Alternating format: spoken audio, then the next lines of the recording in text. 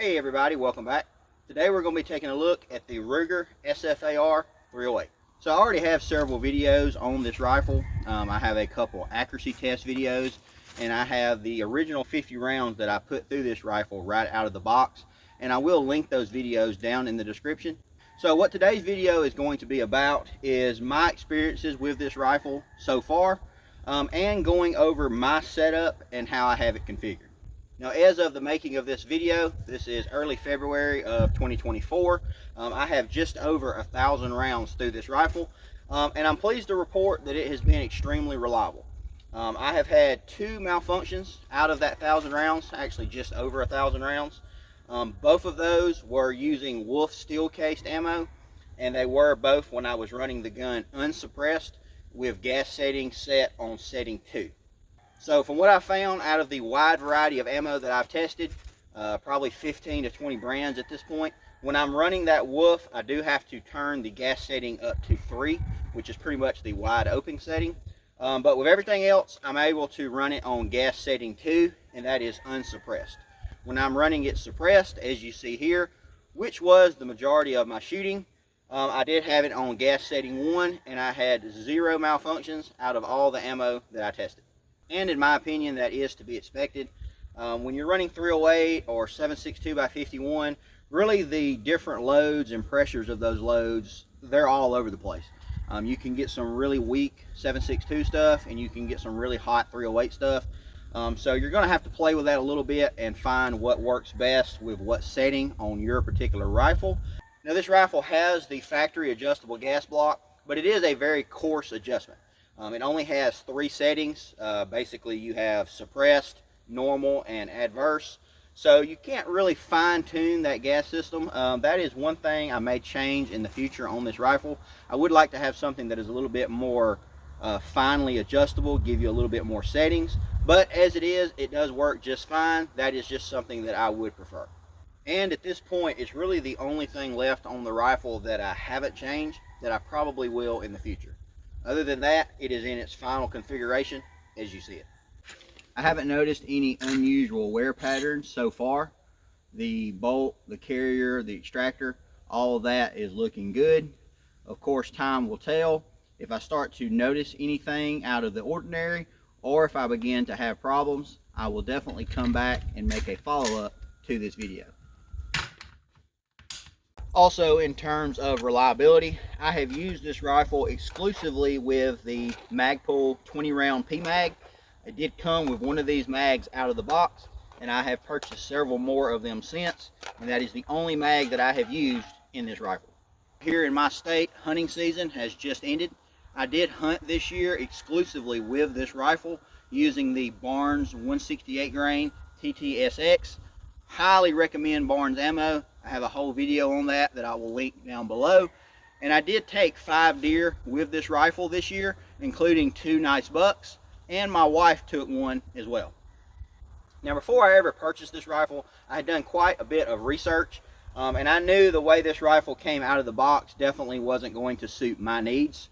So I was going to make quite a few changes, but I knew that going into it.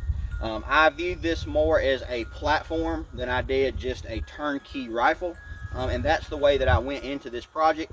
I was buying into the platform, and then I would customize it or build it to suit my needs. So a DMR is what I had in mind when setting up this rifle, at least what a DMR is in my opinion. So I wanted something that was relatively lightweight, especially when you consider its capability. I did want increased power, so in this case 308. I wanted something with slightly increased accuracy, especially at distance. You can check out the accuracy test video for that info. I wanted a little bit better trigger, just something a little bit better than mil spec, preferably a 2-stage, something that was going to help with that precision a little bit. And also a magnified optic, once again to help with precision, but to see a little better as well at distance. I wanted something that is superior to a LPVO, once again, my opinion. Better light transmission, parallax adjustment, just to name a few things. But at the same time, I wanted the rifle to be fairly handy, not too long overall, have some sort of way, in this case a offset red dot, to be able to run the rifle up close and run it very fast if needed. And all of that rolled together is basically what a DMR is, in my opinion. Now, you could have easily done something very similar to this in 5.56. I have a rifle like that as well. If you guys are interested, I'll do a video on it in the future. But in this case, I also wanted the added benefit of more power, so 308 it is. So now we'll check out everything I have changed on this rifle and how I have it configured. If I skip over any key parts, it's probably because I did not change them. If you have any specific questions about anything I miss or anything you see on the rifle, feel free to contact me. Several ways you can do that. Instagram and Facebook is going to be the best, but also my email is down in the description of this video. Alright, so we're going to go back to front. First, we have the Magpul stock. Now, this is the stock that came with the rifle. It's very tight fitting. I have no problems with it, so I did leave it alone. The only change I did make is I added the Limb Saver recoil pad. I'm not that sensitive to recoil that I needed the extra cushion here on the back, although it does help. It was really more because, being that this is a different length receiver and everything, the adjustments on the stock kind of fell in between for me. So one adjustment was a little short, one adjustment was a little long. So adding this pad kind of made up the difference and made it that warm cup of porridge, which is just right. I am running the factory buffer tube and the factory buffer spring, but I did take out the carbine buffer and replace it with a H3 buffer by BCM. I'm running the factory end plate, which is where I do prefer to attach my sling right there. I ran this mostly with this Westlake tactical sling. I don't think they make these anymore.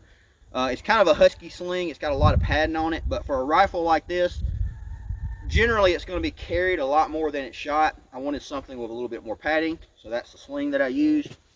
Now, it came with a very good charging handle out of the box, but I did go ahead and change that out to the Raptor charging handle, which is ambidextrous. I just do prefer that charging handle. Also changed out the grip. This is a BCM grip, which is my preferred grip. I left the trigger guard alone. I really like that trigger guard, a little bit bigger, more room for gloves. It also came with their Elite 2-stage trigger. I left that alone. I really thought that was something I would change, but it is a very good 2-stage trigger. You got a very solid wall, very clean brake, and a excellent reset. So on my trigger gauge, this was breaking about 4.5 pounds out of the box. And now after 1,000 rounds, it's smoothed up even more. It's probably closer to 4.25 pounds. But in my opinion, this is a perfectly acceptable trigger for a rifle like this. So I'm very happy with that trigger. Also did change out the dust cover that you see here. Now, the dust cover it came with was perfectly fine. I could care less about that normally. I did change it out to the one from Magpul. But I had to change that because I changed the handguard, and we'll get to that a little bit more in the future. Also, hopefully this is still in frame, I changed out the bolt release and bolt catch to a CMMG.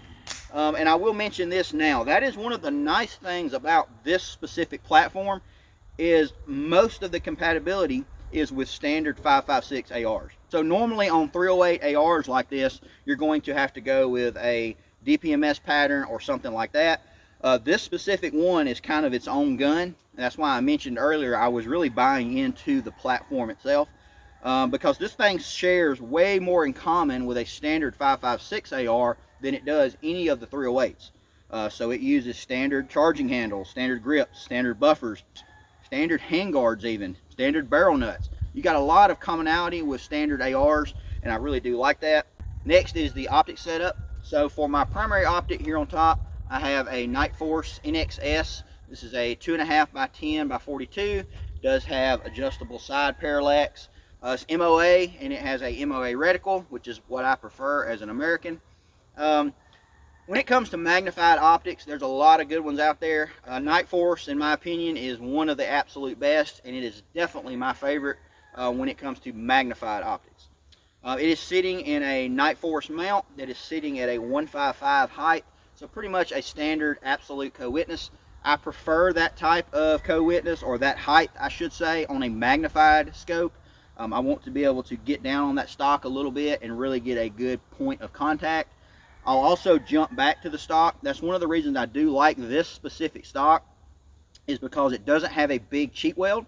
Now that can be counterintuitive, because usually on a magnified optic you do want that, But on a rifle like this, more of a DMR, I want the ability to be able to possibly shoulder transition, which is unlikely.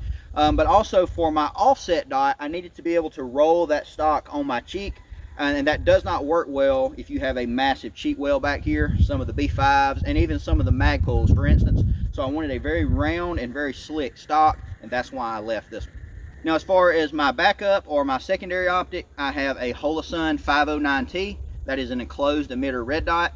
Now, in my opinion, enclosed emitter red dots, they're the only way to go. Whether you're mounting it on a carbine or on a handgun, years back, red dots really became the future when it comes to pistols and things like that over iron sights. And I think the same thing is happening now with enclosed emitters.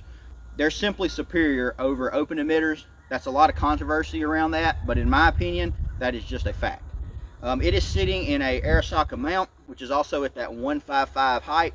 So when you transition between the primary and secondary optic, it is a perfect roll. They are at the exact same height. The stock is nice and round, so you can just quickly transition back and forth between the two, almost seamlessly. Next, we have the Hoptics USA quiver, which mounts here to the M-lock and holds 2 more 308 rounds. Then we have the handguard itself. Now, this is the Midwest Industries combat rail, and it is 15 inches. Going into this, I did not like the factory handguard, so I knew that was going to go before I ever purchased the rifle, and it was one of the original things I changed the exact day that I bought the gun. Also, because of the way this handguard interfaces with the dust cover, that is why I had to replace the dust cover as well. So that's something just to be aware of. And since I'm running the Midwest rail, I am also running their barrel nut, which is a standard barrel nut that you would normally use on a 5.56 AR, which just really goes to show the modularity of this platform. Even though it's 308, it's literally using a 5.56 handguard and barrel nut. And after that 1,000+ rounds with this setup, I have had no problems with that barrel nut. I actually pulled this off the other day and retorqued it, and everything was right where I left it, even after running this rifle pretty hard.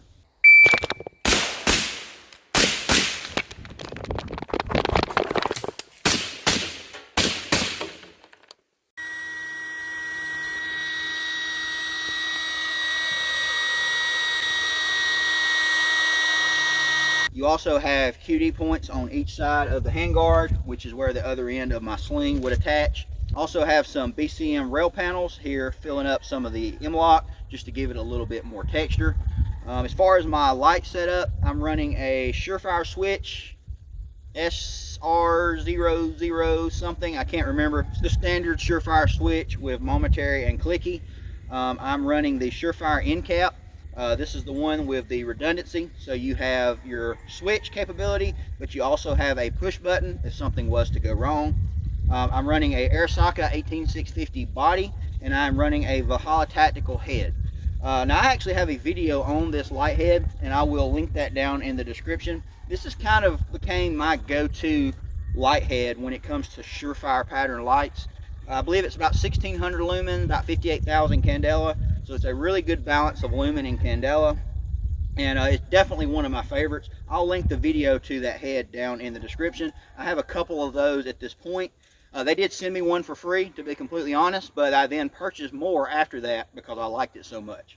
I've got that mounted in a T-Rex Arms light bar just to push that light out a little further. I am running this gun mostly suppressed, so that's why I have that light bar. It just gets that light out a little further. I'm running a Griffin Armament muzzle device because I'm also running a Griffin Armament 30 SDK suppressor. So this is my OG suppressor. This suppressor I've had the longest. This thing has been on dozens of rifles. It's got, I have to look at my paperwork, but I'm thinking I've got 7,000 or 8,000 rounds through this suppressor, and it is hands down one of my favorites. Now in the future, I'll probably get a dedicated suppressor for this rifle. Just a pain getting suppressors because the NFA sucks. But for now, this one suffices just fine. This one bounces around between several rifles. But in the future, this rifle deserves its own, so it's going to have to get it. And that is the setup. I'm sure I have missed several things. I meant to mention early on that this is the 16-inch model. They do make it in a 20-inch model as well. It does have a mid-length gas system, and the barrel is 5R rifle. So all in all, I've been very pleased with this rifle and the overall setup. The configuration that you see it in is exactly the way I planned to do it from the get-go, and I really have no regrets. The only thing I still may change, and I may have already mentioned this, is I may change the gas block. And that's only because I would like to have something with a little bit more fine adjustment. This one is very coarse, but this one is also very functional as well. If you haven't already subscribed, I would appreciate that as well. Maybe drop a comment or a like. It goes to help out the algorithm. And as always, I'll see y'all next time. Thanks for watching.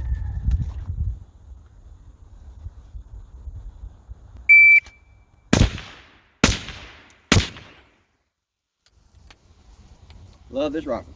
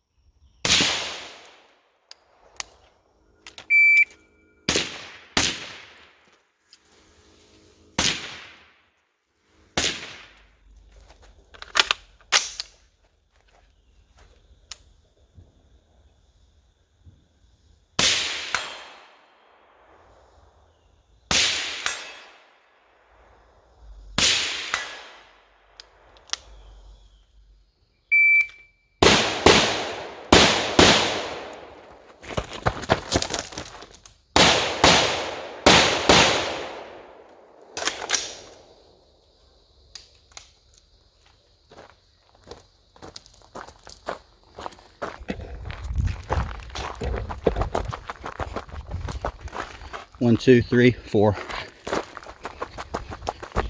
1, 2, 3, 4. So we had 7 alphas and 1 Charlie.